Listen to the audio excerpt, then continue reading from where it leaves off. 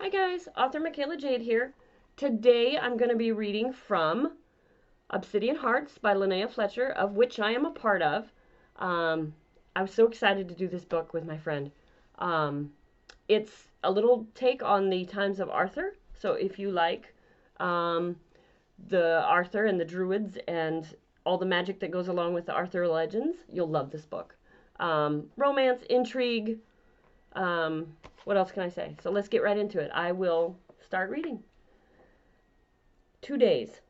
2 days of pacing the shore, of falling into a light, uneasy sleep at the water's edge, of waking as the dawn tinted the eastern horizon of pale gray, of sending Bram aloft to search the skies hourly, with the tolling of the bells at the Abbey of Glastonbury. 2 days of living with his heart in his throat and his guts twisted into knots. 2 days of food tasting as sawdust in his mouth, and the meat as bitter as wormwood. Caius sank to the pebbled shore, pulled his knees to his chest, and dropped his head to his knees. Bram circled the skies, silent in his post. A moment later, a light weight settled onto his shoulder, and the raven plucked at Caius's hair, a futile attempt to lighten the mood. He shrugged the bird away. With a short, soft squawk, the raven hopped off his shoulder and began to pluck at the hem of his shirt. It was too much of an effort to shoo the blackbird away. Bitterness rose in his throat. Any time a maiden had made the journey through the mother's womb, priestesses waited on this shore in company. There had been no relief sent for him. He knew in his heart it was because Vivian had forbidden it. If Rihanna succeeded, there would be no rejoicing by the lady. Bram cawed, unfurled his wings, and flew to a small piece of driftwood several feet away. Caius, I have brought food and drink. He rose to his feet, turning to face Morgan. Her black hair fell loose and free down her back and over her shoulders, and her dark eyes were full of compassion.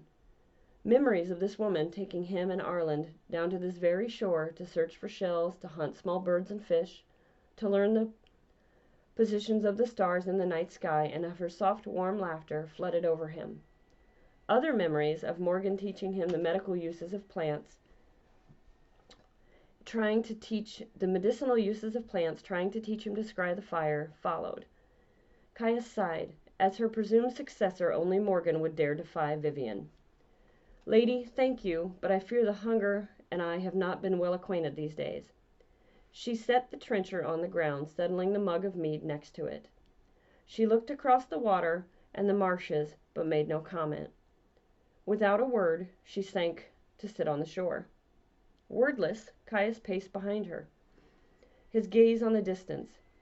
When he tired of pacing, he sat behind Morgan, again pulling his knees to his chest.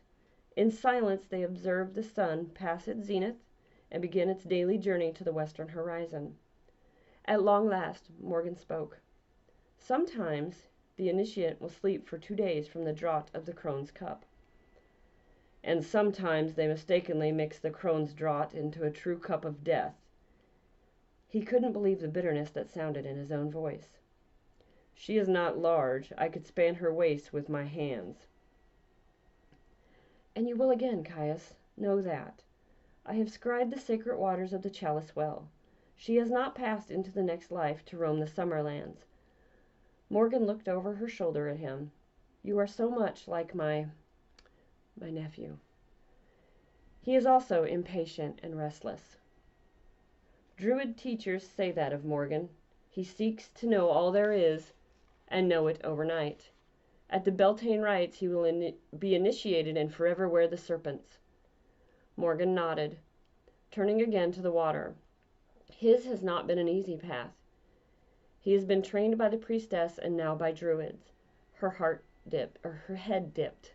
The Merlin made a wise choice when he named you to succeed him and to remain here on the isle to guard the priestesses, maidens, and novices.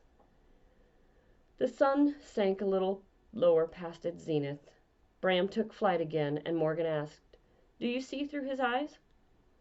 Caius shook his head. No, the one time I asked him to allow that, he mistook me for a predator. He trailed off, ignoring Morgan's lifted brow in a way of silent query.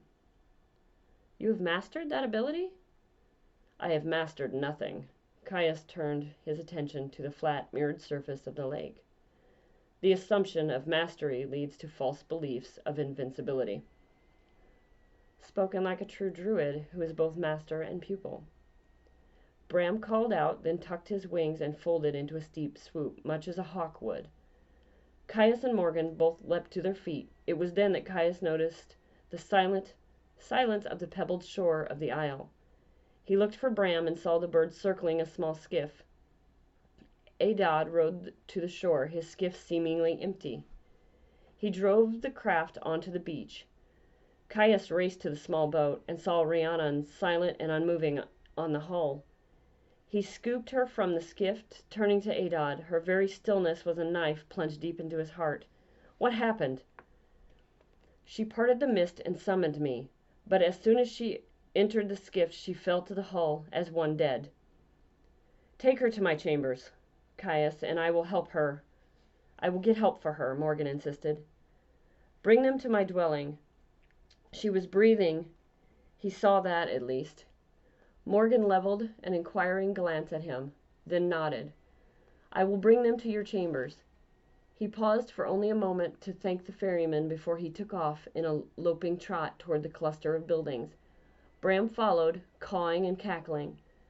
As he mounted the small hill where the living quarters of the inhabitants of the isle resided, Rhiannon stirred in his arms. Caius? He didn't stop. I'm here, Rhiannon. I succeeded. Yes, you did, my lady. Caius, there's something else.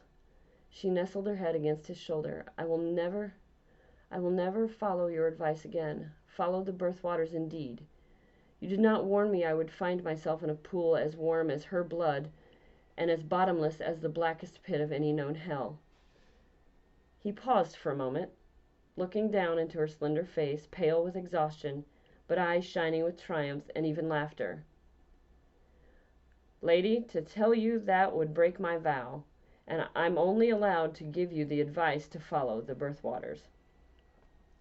He resumed walking, Rhianna's head resting on his shoulder, her arms slung around his neck. His heart soared higher than even Bram could rise into the sky. She had succeeded. I learned something in there, Caius. If and when I ever am the goddess embodied within the great rite, there will be only one who will be my consort.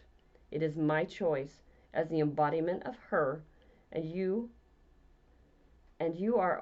are and will always be my choice. Caius stumbled, then halted. He lowered Rhiannon to the ground. She sank to sit on the grass, and he dropped to his knees, in a supplicant at the hem of her gown. She lifted a hand to his face to feel of her fingers trailing along his cheek, and back through his hair sent liquid fire racing through his veins. Why me, Rhiannon? Because the first night I arrived here, you stole my soul. He shook his head. No, my lady, you truly saw mine. Not the best reading I've ever done, but one of my favorites. Let me know what you think. If you'd like to get a copy of this book, I will put all the links in the video. So let me know what you think, and hopefully you will enjoy Obsidian Hearts as much as I did.